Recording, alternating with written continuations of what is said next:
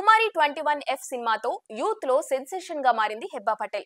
బోల్డ్ character లో కనిపించి కుర్రకారును clean bowl చేసింది. ఈ సినిమాతో హెబ్బా కెరీర్ నెక్స్ట్ లెవెల్ కి వెళ్ళిపోతుందనే అంచనాలు ఏర్పడ్డాయి. కానీ హెబ్బా ప్రయాణం మాత్రం అంత సక్సెస్ఫుల్ గా జరగడం లేదు. హెబ్బా ఇండస్ట్రీకి వచ్చి 10 ఏళ్లైపోయింది.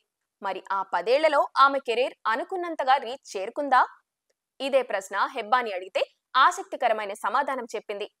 సినిమా జర్నీ పట్ల ఆనందంగా ఉంది. ఆ జర్నీని ఆస్వాదించాను. అయితే కొన్ని తప్పులు చేశాను. వాటి నుంచి నేర్చుకున్నాను. అలాంటి తప్పులు మళ్ళీ పునరావృతం కాకుండా జాగ్రత్త పడతాను అని చెప్పుకొచ్చింది హెబ్బా. అలా ఎలా సినిమాతో కెరీర్ మొదలుపెట్టింది హెబ్బా. అది మంచి సినిమానే. తరువాత కుమారి 21F తో సెన్సేషన్ గా మారింది. సుకుమార్ బ్రాండ్ తో వచ్చిన ఆ cinema talk of the town గా మారింది.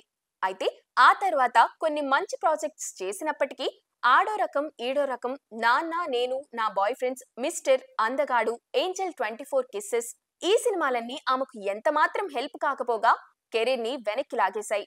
బహుశా కెరీర్ పరంగా ఆమె చేసిన రాంగ్ సెలెక్షన్స్ ఇవే కావచ్చు.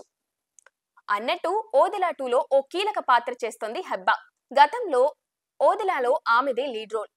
ఆ సినిమాకి మంచి పేరు వచ్చింది. ఇప్పుడు తమన్నాతో కలిసి నటించింది. ఏప్రిల్ 17న ఈ సినిమా వస్తుంది. ఈ సినిమాలో తన పాత్ర ఖచ్చితంగా ప్రభావాన్ని చూపిస్తుందని నమ్మకంగా చెప్తోంది.